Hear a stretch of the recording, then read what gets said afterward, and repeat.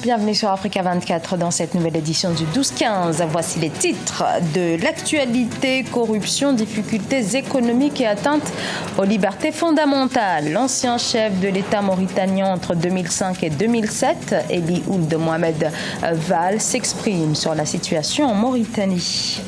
Au Gabon, les produits de première nécessité, bien trop coûteux, dénoncent les consommateurs. En réponse, le gouvernement vient de lancer une campagne visant à réguler et surveiller les prix affichés. Au Tchad, le bras de fer se poursuit entre le gouvernement et les fonctionnaires, dont les enseignants en grève depuis 2 mois en réaction au non-paiement de leurs arriérés de salaire. Ce mouvement de grève bloque la rentrée des classes qui aurait dû avoir lieu il y a 2 mois. Ces ambitions politiques restent encore imprécises pour bon nombre de Mauritaniens, mais l'ancien président de la transition, Eli Ould Mohamed Vall, se dévoile de plus en plus dans le débat politique et sur ce point, il ne manque pas de critiquer la gouvernance actuelle de son pays. Deogracias Podo. L'ancien président de la transition mauritanienne, Eli Ould Mohamed Vall, ne cache pas son mécontentement par rapport à la gestion actuelle du pays. Pour lui, les autorités actuelles n'ont toujours pas réussi à consolider les acquis des efforts qui ont été consentis par le passé. Il dénonce un fort taux d'endettement, une restriction des libertés et une corruption inquiétante. Entre 2005 et 2007, l'ex-président estime avoir instauré la transparence et la bonne gestion des ressources financières, des facteurs qui auraient pu contribuer à la croissance économique du pays.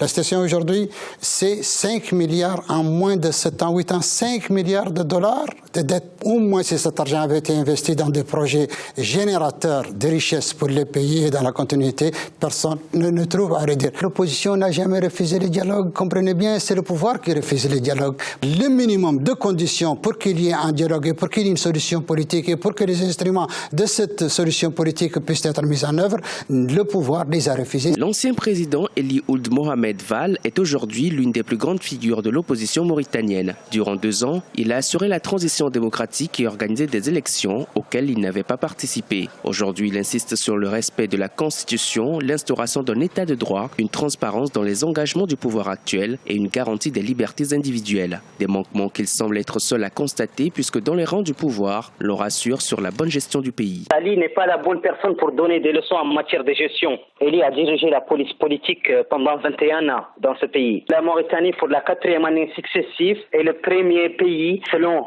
Reporters sans frontières, en matière de liberté d'expression dans le monde arabe. La libéralisation des ondes pour l'audiovisuel a eu lieu sous le régime du président Mohamed Abdelaziz. Les médias privés sont accessibles à toute l'élite mauritanienne. Il n'est pas question de remettre en cause le niveau de liberté d'expression aujourd'hui. En 2013 puis en 2014, Eli Ould Mohamed Vall avait prôné le boycott des scrutins législatifs et présidentiels, dénonçant un manque de clarté dans le processus politique. En 2019, le pays organisera une nouvelle élection présidentielle. Pour certains observateurs, l'ex-chef d'État vise une nouvelle fois la magistrature suprême. Ces récentes sorties médiatiques et autres actions publiques sont considérées comme une pré-campagne pour cette chute électorale. Dans l'actualité également, ce nouveau recours de Jean Ping auprès de la Cour constitutionnelle gabonaise. Ce recours a été déposé mercredi par ses avocats qui continuent de dénoncer de nombreuses fraudes au cours du scrutin présidentiel emporté par le chef de l'État Ali Bongo Ondimba le 27 août face à son principal adversaire Jean Ping. Huile, riz, savon pour les foyers gabonais les plus modestes. Ces produits sont devenus beaucoup trop chers. Un contrôle des prix s'impose et c'est justement ce que les autorités viennent d'instaurer. Reportage notre correspondant Douglas Ntoutoum. Qui sait qu'il va acheter le rognon bœuf bloc 10 kilos?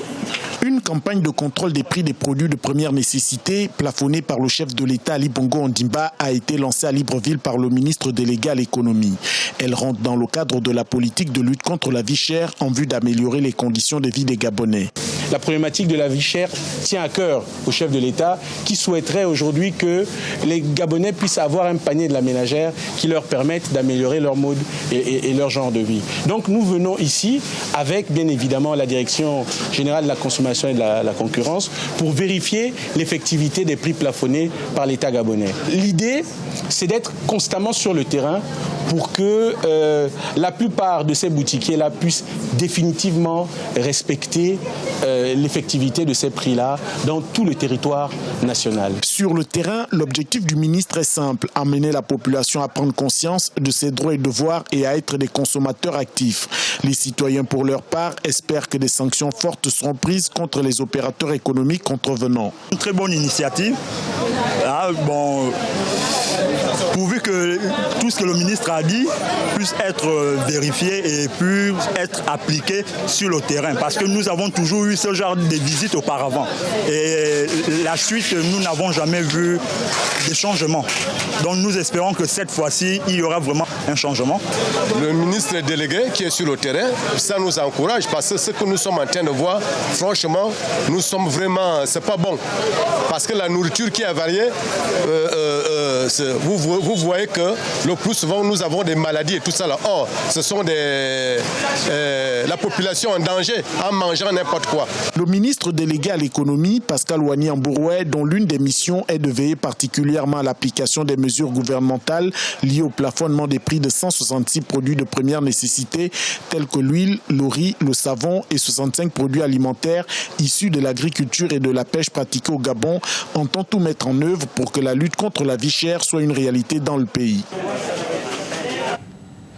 La COP22 se poursuit à Marrakech, au Maroc. Plus de 195 pays sont présents à ce rendez-vous international sur le changement climatique. Le continent africain est l'un des plus touchés par le phénomène et les enjeux de cette COP22 sont donc immenses. Idlet Mirabel Bissou.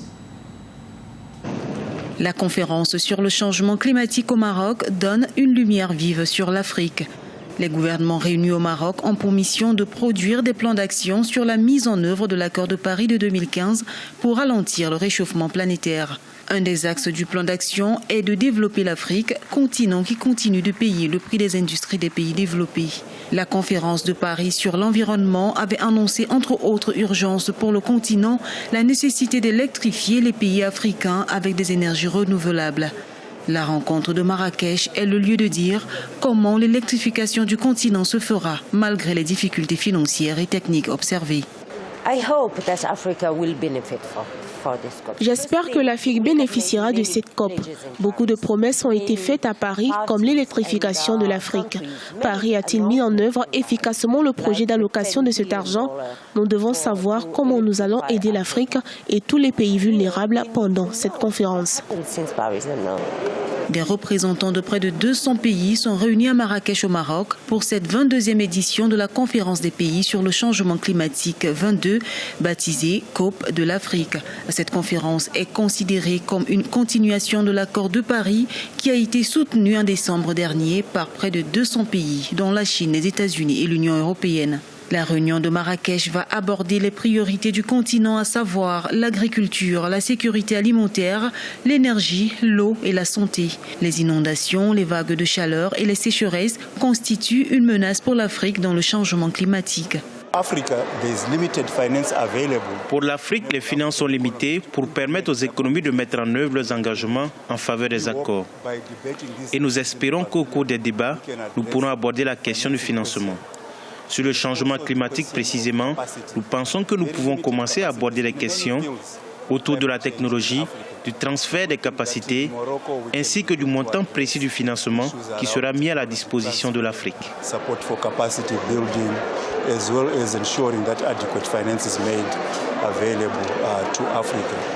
Le défi immédiat pour les négociateurs est la mise en application des clauses de l'accord d'ici la prochaine conférence sur le climat des Nations Unies. Aussi, la nécessité pour l'Afrique d'avoir accès au financement. Pour ce faire, un pavillon africain a été mis en place avec pour ambition de favoriser le rapprochement des ONG, les activistes et les sociétés civiles aux institutions de financement. Le pavillon va aussi servir d'espace pour organiser des débats, échanger des idées et des informations tout en discutant des stratégies de financement en Afrique. Les élèves et les étudiants n'ont toujours pas repris le chemin des classes et des amphithéâtres au Tchad. Les enseignants sont en effet en grève depuis près de 2 mois. Ils dénoncent notamment le non-paiement des arriérés de salaire. Reportage de notre correspondant Mahamat Ramadan. L'année scolaire 2016-2017, lancée le 15 septembre 2016 au Tchad, n'est toujours pas effective dans les écoles publiques. Certains parents d'élèves se tournent vers les écoles privées pour assurer la scolarité de leur progéniture. Selon les syndicats, cette situation est liée à la grève des enseignants qui protestent contre le non-paiement d'arriérés de salaire et la suppression des primes. La fermeture des établissements publics et privé aussi, si vous avez constaté ces dernièrement, ce n'est pas de notre faute. Nous avons demandé au gouvernement, notre revendication c'est quoi? C'est de payer les arriérés des salaires.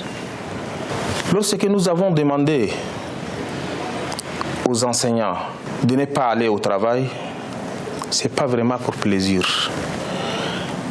Le fait que maintenant les enfants restent à la maison, vraiment ce n'est pas par gaieté de cœur que nous avons fait. Au-delà de la situation des grèves des enseignants, l'école tchadienne est confrontée à plusieurs défis, notamment la qualité de l'enseignement et le manque de personnel qualifié. Certains parents d'élèves se disent déçus par la situation des grèves et appellent les autorités à sauver l'année académique en cours. Jusqu'à aujourd'hui que nous sommes, l'école est déjà ouverte depuis septembre. Aucun élève n'a mis pied à l'école publique jusqu'à aujourd'hui. Les écoles publiques sont toutes fermées. Et cela fait à ce que tous les parents maintenant, malgré les difficultés, nous ne pouvons pas laisser nos enfants à la maison aux dépens de cette crise. Nous sommes obligés de se gluer en inscrivant nos élèves dans les écoles publiques, dans les écoles privées plutôt. Alors cela maintenant est à toute conscience de tout et chacun de voir que deviendront nos enfants demain. D'après un récent rapport du gouvernement tchadien, certaines infrastructures éducatives du pays sont particulièrement exposées aux catastrophes naturelles. Selon l'UNESCO, le ratio élèves par enseignant au niveau primaire au Tchad est de 96 élèves par enseignant formé contre une moyenne de 53 en Afrique subsaharienne. Ce journal a été réalisé par l'ensemble de la rédaction. Nous vous remercions pour votre fidélité. Dans un instant, une nouvelle édition de l'actualité sur Africa 24.